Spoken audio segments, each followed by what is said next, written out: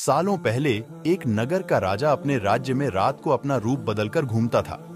वो रूप बदलने के बाद लोगों से मिलकर अपने यानी राजा के बारे में जानने की कोशिश करता और उनकी समस्याओं को समझता था। एक रात जब वह नगर घूमकर आया तो अचानक जोर से बारिश होने लगी। उसने देर किए बिना एक गरीब के घर का दरवाजा खटखटाया। राजा के दरवाजा खटखटाने के बाद घर से एक व्यक्ति निकला। वह एक गरीब किसान था जो अपनी पत्नी और बच्चों के साथ रहता था। बारिश तेज थी तो किसान ने राजा को अंदर आने के लिए कहा। राजा ने घर में जाने के बाद पूछा, क्या आप मुझे कुछ खिला सकते हैं? मुझे बहुत तेज भूख लगी है। वो गरीब किसान और उसका परिवार 3 दिनों से भूखा था और उसके घर में एक भी दाना अन्न का नहीं था। किसान के मन में हुआ कि भले ही हम भूखे हैं, लेकिन अपने अतिथि को यूं भूखा नहीं रख सकते। अब किसान ये सोच सोचकर बेचैन हो गया कि अपने अतिथि का पेट कैसे भरा जाए। तभी उसने घर के सामने वाली दुकान से चावल चुराने की तरकीब सोची। उसने सिर्फ अतिथि के लिए ही 2 मुट्ठी चावल लिया और उसे पकाकर राजा को खिला दिया।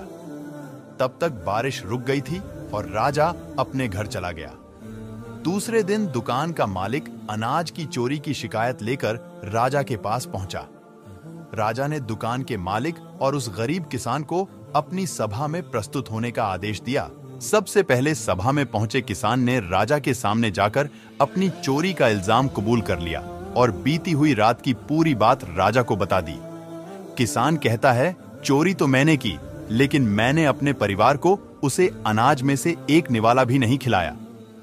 गरीब किसान की बात सुनकर राजा बहुत दुखी हुआ और राजा ने किसान को बताया कि मेहमान के रूप में खुद तुम्हारे घर आया था।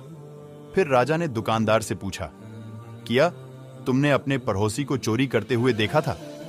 तो दुकानदार ने कहा, हाँ, मैंने इसे खुद चोरी करते हुए देखा था। दुकानदार की बात सुनने के बाद राजा कहता है, इस चोरी के लिए मैं जिम्मेदार हूं और दुकानदार तुम भी जिम्मेदार हो, क्योंकि तुमने किसान को चोरी करते हुए देखा मगर उसके परिवार को कभी भूखा नहीं देखा। तुम अपने पड़ोसी होने का धर्म नहीं निभा पाए। इतना कहने के बाद राजा ने दुकानदार को वहां से जाने के लिए कहा और उस किसान को 1000 सोने के सिक्के दिए। इसीलिए हमारे नबी सल्लल्लाहु ताला अलैहि वसल्लम ने फरमाया, आपके पड़ोस में कोई भी भूखा नहीं सोना चाहिए, चाहे वह कोई भी धर्म से ताल्लुक रखता हो। दोस्तों, वीडियो अच्छा लगे तो लाइक जरूर करना और चैनल को सब्सक्राइब जरूर करना, जिससे हम आपके लिए और अच्छे अच्छे किस्से कहानी ला सके।